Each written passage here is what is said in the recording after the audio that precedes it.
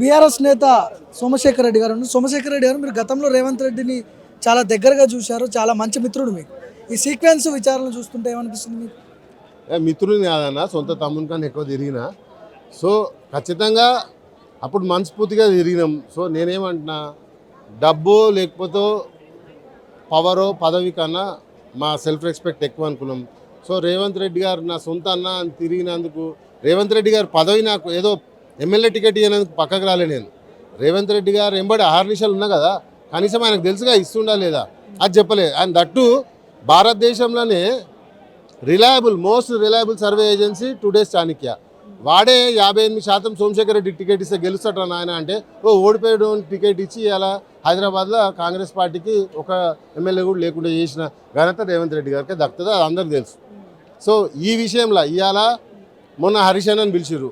అసలు ఇప్పుడు తెలంగాణ ప్రజలందరూ తెలిసిపోయింది, సుప్రీంకోర్టే చెప్పింది, అరే ఈ ఫోన్ ట్యాపింగ్ కేసు అనేది లొటోపీస్ కేసు, దీంట్లో కేసు ఏం లేదు, మీరు ఎవరిని పిలిచే అవసరం లేదు, అసలు ఈ కేసుని తవ్వాల్సిన అవసరం లేదు అన్నారు. ఒక పారి హరీష్ రావుని పిలిచే, ఒక పారి కేటీఆర్ గారిని పిలిచే, ఇవాళ మళ్ళీ కేసీఆర్ గారిని పిలుస్తారు. ఇది ఎలక్షన్ ఫీవర్ స్టార్ట్ అయిపోయింది స్టేట్లో. సో జనాలందరూ చూస్తున్నారు ఏమవుతుంది ఏమవుతలేదని. సో నువ్వు పాతదేదో మనసులో పెట్టుకొని, లేకపోతే నీ పవర్ని జనాల ముందు చూపించాలి, నీ అజమాయిష్ని చూపించాలనే ధోరణిలో నువ్వు ఇలా పరిపాలన సాగిస్తుంటే, మొన్ననే సర్పంచ్ ఎన్నికలు జరిగినాయి. జనరల్గా ఏడనైనా అధికారంలో ఉన్న పార్టీకి 80% మంది గెలుస్తారు. మొన్న చూసినాం కదా, సర్పంచ్లు 50-50 గెలిచిర్రు. సో ఆడనే తెలిసింది రేవంత్ రెడ్డి గారి పరిపాలన ఎట్లుంది, జనాలు ఏమనుకుంటారు, జనాలను ఆడి మనకు అర్థమైందిగా. ఇవాళ మళ్ళీ ఈయన ఏదైతే ఈ కన్ఫ్యూజ్డ్ స్ట్రాటజీ ఏదైతే చేస్తుండో, అంటే రేవంత్ రెడ్డి గారికి అర్థమైతలేదు, కన్ఫ్యూజ్డ్గా. ఒకప్పుడు ప్లాన్డ్గా అడిగేస్తే బలంగా వేసేటోడు. ఈ మధ్య మరి ఏమైందో, ఆయన అడిగి వేసినా అది తొనుకుతుంది, వణుకుతుంది, బెనుకుతుంది. సో రానున్న రోజులలో కూడా మున్సిపాలిటీలే కాకుండా రానున్న జిహెచ్ఎంసీ ఎన్నికలలో ఖచ్చితంగా బీఆర్ఎస్ చెత్త సాటుతుంది. రానున్న రోజులలో ఖచ్చితంగా తెలంగాణ గడ్డ పైన బీఆర్ఎస్ జెండా ఎగరబోతుంది. రివెంజ్ పాలిటిక్స్ అంటున్నారు మీరు. గతంలో ఓటుకు నోటు కేసులో జైలుకు పంపించిండనే రివెంజ్తోనే ఈ విచారణలు కొనసాగుతున్నాయా, ఏం చెప్తారు? నేను ఏమంటున్నానా, రివెంజ్ పాలిటిక్స్ అంటే ఏంది? ఇప్పుడు రేవంత్ రెడ్డి గారు ఓటుకు నోటు కేసులో దొరికిండ్రు. అదైతే దొరికింది అనేది అయితే అందరికి తెలిసిన నిజమే కదా. ఆయన డబ్బులు ఇచ్చేది నిజమే, మనం చూసింది నిజమే, ఆయన పట్టుకోయింది నిజమే. నేను ఇవాళ ఏమంటున్నా, అసలు ఈ ఫోన్ ట్యాపింగ్ అనే దానికి శాంటిటీయే లేదు. సుప్రీంకోర్టే చెప్పింది కదా, ఇది కేసే కాదురా నాయన, ఇది లుట్టపీస్ కేసుని పట్టుకొని ఎందుకు రాష్ట్ర గవర్నమెంట్ మీకు ఏం పనిపాట లేనట్టు పీకులాడుతుంది దీని వెనుక.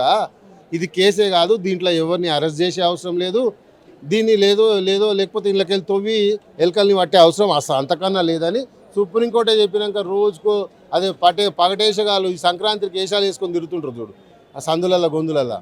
వీళ్ళు ఏంటంటే హైదరాబాద్ నడిబొడ్డునే ఈ వేషాలు వేసుకొని తిరుగుతారు. ఎవడేం చేస్తారు?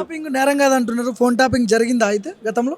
నేను ఏమంటున్నా, ఎక్కడైనా ఏ రాష్ట్రంలోనైనా లేకపోతే దేశంలోనే తీసుకో, మన దేశమే కాదన్నా, ప్రపంచ దేశాలలో ఏ దేశంలోనైనా గూఢాచారి వ్యవస్థ లేకపోతే ఇంటెలిజెన్స్ అనేది ఆ స్టేటో లేకపోతే ఆ కన్సర్న్డ్ కంట్రీకి ఉంటుంది. ఎందుకు? నీ దేశం లేకపోతే నీ రాష్ట్రం సుభిక్షంగా ఉందా, లేకపోతే ఏమన్నా శక్తులు కుట్ర పన్నుతుర్రా అనేది తెలుసుకోవడానికే కదా ఇంటెలిజెన్స్ ఉంది. లేకపోతే అదో సపరేట్ విభాగం ఏం బీకనీ కూరనా? ఇంటెలిజెన్స్ అనేది ఎందుకు మరి? తీసేస్తే అప్పుడు నువ్వు ఫోన్ ట్యాపింగ్ ఇవన్నీ చట్ట వ్యతిరేక రబ్బాయి అని అందరినీ లోపలే. ఇవాళ నేను ఏమంటున్నా, రేవంత్ రెడ్డి గారి శాఖలో ఉన్న మంత్రులే మా ఫోన్లు ట్యాప్ అయినారా మొర్రో అని మీరే మీ మీడియాకి చెప్పారు. మరి ఇవాళ రేవంత్ రెడ్డి గారిని ఎవరు అరెస్ట్ చేయాలి ఫోన్ ట్యాపులు చేసినందుకు? లేకపోతే ఆ సోకాల్డ్ మంత్రులు ఎవరైతే క్లెయిమ్ చేసిరో మా ఫోన్లు ట్యాప్ అయినాయని, మరి వారు ఎవరు కంప్లైంట్ ఇవ్వాలి? లేకపోతే కంప్లైంట్ ఇస్తే వారు ఎవరిని అరెస్ట్ చేయాలి? సో ఫోన్ ట్యాంపింగ్ అనేది ఉగ్రవాదుల మీద, నక్సలైట్ల మీద ప్రయోగిస్తే ఓకే, కానీ ప్రతిపక్షాల మీద, సెలబ్రిటీల మీద ప్రయోగించారనేదే ఇప్పుడు అలిగేషన్స్. నేను ఏమంటున్నానా, ఫోన్ ట్యాపింగ్ అనేది చట్ట విరుద్ధం అనేది మీరే చెప్తున్నారు కదా.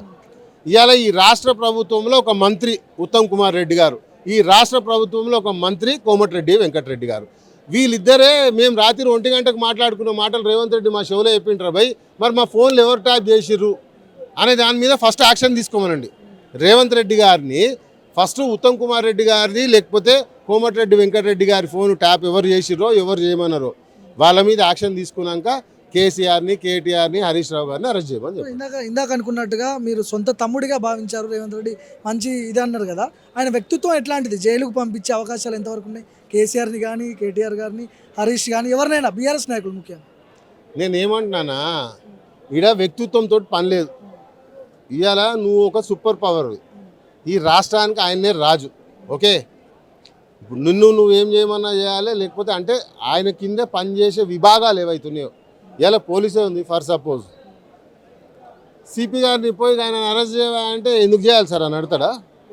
సప్పుడు చేయకపోయి ఆయన అరెస్ట్ చేసి వస్తాడు. సో ఇవాళ రేవంత్ రెడ్డి గారికి ఆ పవర్ ఉంది, ఆయన ఆడిచ్చినట్టు ఆయన ఏదైతే గవర్నర్ సిస్టంలో ఉన్న వ్యవస్థ నడుస్తుంది. సో నేనేమంటున్నా, మీరు ఎంతెంతగా బీఆర్ఎస్ పార్టీని అణచివేయాలని చూస్తారో అంతగానే డబుల్ ది స్పీడ్ తోటి అది బౌన్స్ బ్యాక్ అవుతుంది. ఎందుకంటే గతంలో జరిగిన మీరు సర్పంచ్ ఎన్నిక చూస్తే 50% సర్పంచులు అంటే బీఆర్ఎస్ పార్టీ అధిష్టానం కానీ, లేకపోతే బీఆర్ఎస్ పార్టీకి ఉన్న వనరులు ఎక్కడ ఖర్చు పెట్టకుండా, ఏ సపోర్ట్ లేకుండానే ఇవాళ ఉట్టి బీఆర్ఎస్ కండు వేసుకొని తిరిగినోడు గెలిచిండు సర్పంచ్గా.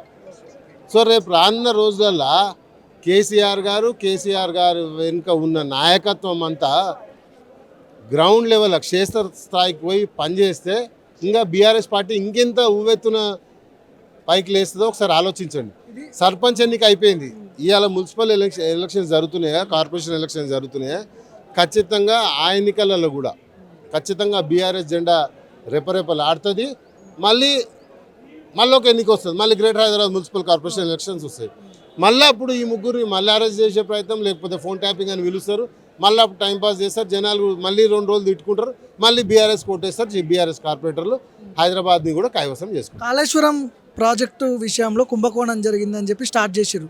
ఫార్ములా ఈ రేసు, ఫోన్ ట్యాపింగ్, ఇవన్నీ చూస్తుంటే బీఆర్ఎస్కి ఎక్కడో డ్యామేజ్ జరుగుతుందనే అభిప్రాయం వస్తుంది కదా ప్రజల్లో. నేనేమంటానా, మేమేమనుకుంటాము లేకపోతే ఏం చెప్పాలనేది పక్కకు పెడితే, అడిగి కనీసం మీకన్నా నెత్తిన వస్తలేదా, నోరు వస్తలేదా?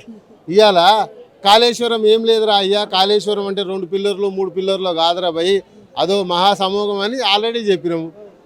ఆల్రెడీ దాని మీద పీపీటీలు ఇచ్చినాము, పవర్ పాయింట్ ప్రజెంటేషన్లు చూపించినాము, ఫామ్లో ఈ రేస్ మీద ధనధన నోటీసులు ఇచ్చారు. మరి ఏమైంది? నేను ఏమంటున్నా, ఇప్పుడు కొండను తోవి కనీసం ఎల్కని పట్టిన పేరు అని ఉండాలి కదా. ఈ రాష్ట్ర ప్రభుత్వానికి ఆ పేరు కూడా దక్కలేదు అంటే ఆ దరిద్రం ఏందో. మరి వాళ్ళ ఏ ముహూర్తానికి కాంగ్రెస్ పార్టీ జెండా ఇవాళ తెలంగాణ గడ్డ మీద ఎగిరేసినాక ఏ ముహూర్తాన ఆఫీస్లో వాళ్ళు ఆ పూజ చేసుకొని వేసిండో, మరి ఆ పంతులానికి పైసలు ఇచ్చిరో లేదో, మొత్తానికి వీళ్ళు కొండను తోగితే కనీసం ఎలుకలు కూడా దొరుకుతలేవు. అది అలా దౌర్భాగ్య స్థితి.